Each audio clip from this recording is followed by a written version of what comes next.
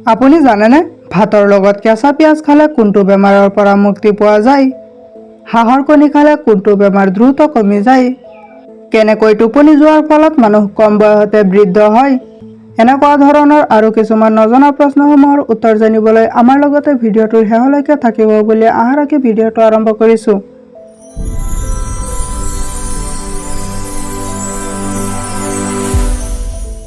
আজিৰ প্ৰথম প্ৰশ্নটো হৈছে, কি কৰিলে শৰীৰৰ ওজন দ্ৰুত কমি যায়? অপশ্যনসমূহ হৈছে ক হাঁহিলে, খ দৌৰিলে, গ কম ভাত খালে, গ টোপনি মাৰিলে।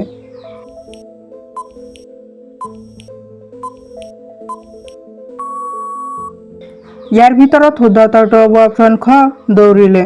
দৌৰিলে শৰীৰৰ ওজন দ্ৰুত কমি যায়। আমি আহিছোঁ পৰৱৰ্তী প্ৰশ্নটোলৈ। শৰীৰত হিমোগ্লোবিন কম থাকিলে কোনটো বেমাৰ হয়?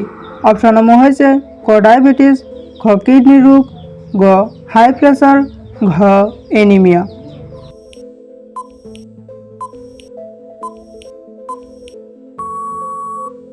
ইয়াৰ ভিতৰত শুদ্ধ উত্তৰটো হ'ব অপশ্যন ঘ এনিমিয়া।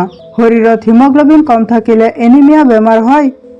আমি আহিছোঁ পৰৱৰ্তী প্ৰশ্নটোলৈ। কোনটো ফল খালে শৰীৰত এনাৰ্জি বৃদ্ধি হয়?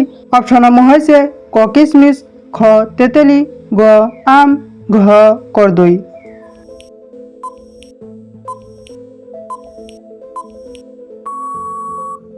ইয়াৰ ভিতৰত শুদ্ধ উত্তৰটো হ'ব অপশ্যন ক কিচমিচ। কিচমিচ ফল খালে শৰীৰত এনাৰ্জি বৃদ্ধি হয়।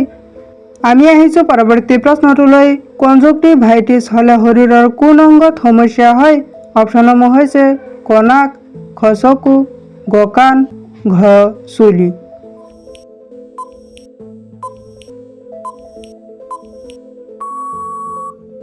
ইয়াৰ ভিতৰত শুদ্ধ উত্তৰটো হ'ব অপশ্যন খ চকু। কনজুক্টিভাইটিছ হ'লে শৰীৰৰ চকুৰ সমস্যা হয়। আমি আহিছোঁ পৰৱৰ্তী প্ৰশ্নটোলৈ। মানুহৰ শৰীৰত অক্সিজেন ক'ত জমা হয়? অপশ্যনসমূহ হৈছে ক পাকস্থলী, খ হাড়, গ হাঁওফাঁও, ঘ যকৃত।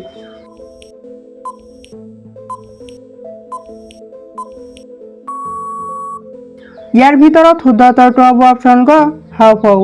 মানুহৰ শৰীৰত অক্সিজেন হাঁওফাঁওত জমা হয়। নাৰিকল কোনখন দেশৰ ৰাষ্ট্ৰীয় ফল? অপশ্যনসমূহ হৈছে ক মালদ্বীপ, খ শ্ৰীলংকা, গ বাংলাদেশ, ঘ পাকিস্তান।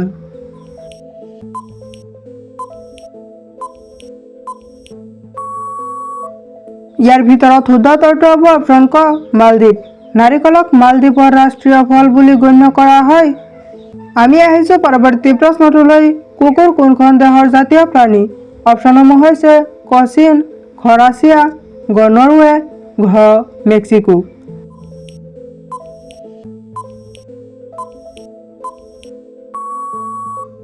ইয়াৰ ভিতৰত শুদ্ধ উত্তৰটো হ'ব অপশ্যন ঘ মেক্সিকো। কুকুৰ মেক্সিকো দেশৰ জাতীয় প্ৰাণী। আমি আহিছোঁ পৰৱৰ্তী প্ৰশ্নটোলৈ। ভাতৰ লগত কেঁচা পিঁয়াজ খালে কোনটো বেমাৰৰ পৰা মুক্তি পোৱা যায়? অপশ্যনসমূহ হৈছে ক হৃদৰোগ, খ উচ্চ ৰক্তচাপ, গ ডায়েবেটিছ, ঘ কেঞ্চাৰ।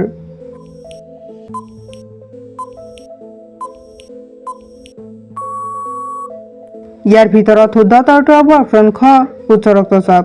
ভাতৰ লগত কেঁচা পিঁয়াজ খালে উচ্চ ৰক্তচাপৰ বেমাৰৰ পৰা মুক্তি পোৱা যায়। বিশ্বৰ কোনখন দেশে প্ৰথমে মোম আৱিষ্কাৰ কৰিছিল?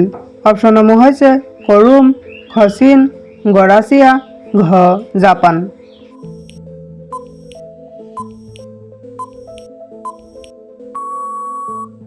ইয়াৰ ভিতৰত শুদ্ধ উত্তৰটো হ'ব অপশ্যন ক ৰোম। বিশ্বৰ ভিতৰতে ৰোম নামৰ দেশে প্ৰথমে মোম আৱিষ্কাৰ কৰিছিল। আমি আহিছোঁ পৰৱৰ্তী প্ৰশ্নটোলৈ। প্ৰতিদিনে ৰাতিপুৱা তিয়ঁহ খালে কোনটো বেমাৰ দ্ৰুত কমি যায়? অপশ্যনসমূহ হৈছে ক কঁকালৰ, খ দাঁতৰ, গ ভৰিৰ, ঘ ডিহাইড্ৰেশ্যন।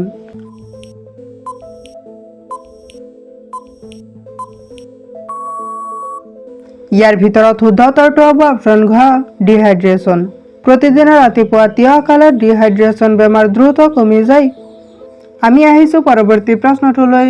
ড্ৰোন কেমেৰা পৃথিৱীৰ কোনখন দেশত আৱিষ্কাৰ হৈছিল? অপশ্যনসমূহ হৈছে ক অষ্ট্ৰেলিয়া, খ চীন, গ ভাৰত, ঘ নিউজিলেণ্ড।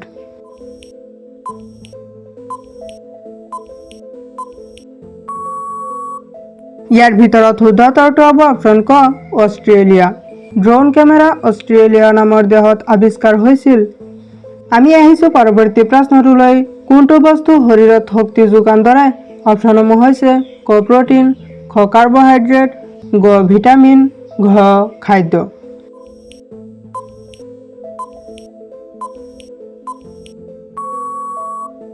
ইয়াৰ ভিতৰত শুদ্ধ উত্তৰটো হ'ব অপশ্যন খ কাৰ্বহাইড্ৰেট। কাৰ্বহাইড্ৰেটে শৰীৰত শক্তি যোগান ধৰে। আমি আহিছোঁ পৰৱৰ্তী প্ৰশ্নটোলৈ। মানুহৰ শৰীৰৰ কোনটো অংগ তেজ পৰিষ্কাৰ কৰে? অপশ্যনসমূহ হৈছে ক পাকস্থলী, খ হাঁওফাঁও, গ যকৃত, ঘ কিডনী।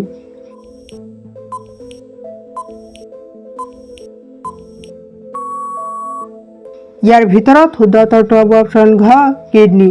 মানুহৰ শৰীৰৰ কিডনী নামৰ অংগই তেজ পৰিষ্কাৰ কৰে। আমি আহিছোঁ পৰৱৰ্তী প্ৰশ্নটোলৈ। কোনখন ভাৰতীয় ৰাজ্যত ৰাজ্য ভাষা ইংৰাজী? অপশ্যনসমূহ হৈছে ক গোৱা, খ বিহাৰ, গ তেলেংগানা, ঘ নাগালেণ্ড।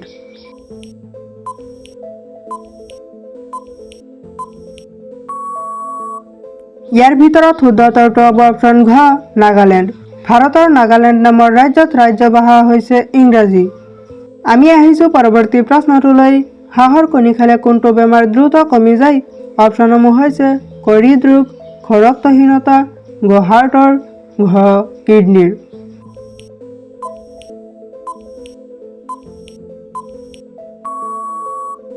ইয়াৰ ভিতৰত শুদ্ধ উত্তৰটো হ'ব অপশ্যন খ ৰক্তহীনতা। হাঁহৰ কণী খালে ৰক্তহীনতা বেমাৰ দ্ৰুত কমি যায়।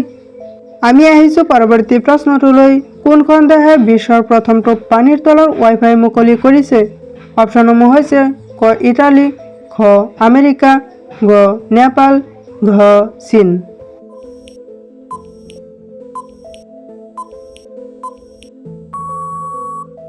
ইয়াৰ ভিতৰত শুদ্ধ উত্তৰটো হ'ব অপশ্যন ক ইটালী।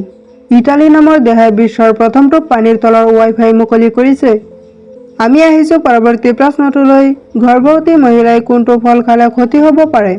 অপশ্যনসমূহ হৈছে ক বগৰী, খ কঁঠাল, গ আঙুৰ, ঘ মধুৰিআম।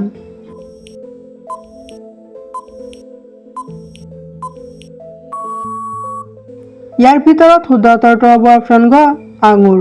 গৰ্ভৱতী মহিলাই আঙুৰ ফল খালে ক্ষতি হ'ব পাৰে। আমি আহিছোঁ পৰৱৰ্তী প্ৰশ্নটোলৈ। কোনটো ফল খালে শৰীৰৰ হাড় মজবুত হয়? অপশ্যনসমূহ হৈছে ক মৌচুমী, খ কমলা, গ আম, ঘ ৰবাব টেঙা।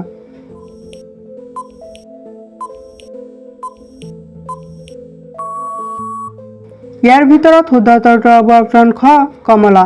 কমলা ফল খালে শৰীৰৰ হাড় মজবুত হয়। আমি আহিছোঁ পৰৱৰ্তী প্ৰশ্নটোলৈ। তলৰ কোনটো ইণ্ডোনেছিয়াৰ ৰাষ্ট্ৰীয় ক্ৰীড়া? অপশ্যনসমূহ হৈছে ক বেছবল, খ বেডমিণ্টন, গ লুডু, ঘ বাস্কেটবল।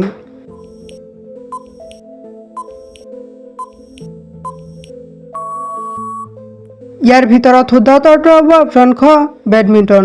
বেডমিণ্টন হৈছে ইণ্ডোনেছিয়াৰ ৰাষ্ট্ৰীয় ক্ৰীড়া। আজিৰ একেবাৰে শেষৰ প্ৰশ্নটো হৈছে কেনেকৈ টোপনি যোৱাৰ ফলত মানুহ কম বয়সতে বৃদ্ধ হয়? অপশ্যনসমূহ হৈছে ক সোঁফালে, খ বাওঁফালে, গ চিত হৈ, ঘ উবুৰি হৈ।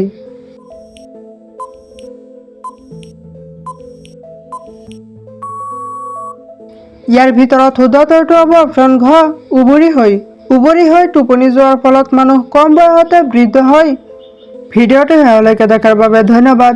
যদি ভিডিঅ'টো ভাল লাগিছে তেনেহ'লে এটা লাইক কৰি দিব আৰু যদি এনেকুৱা ধৰণৰ আৰু কিছুমান নজনা প্ৰশ্নসমূহৰ উত্তৰ জানিব বিচাৰে তেনেহ'লে আমাৰ চেনেলটো ছাবস্ক্ৰাইব কৰি ৰাখিব।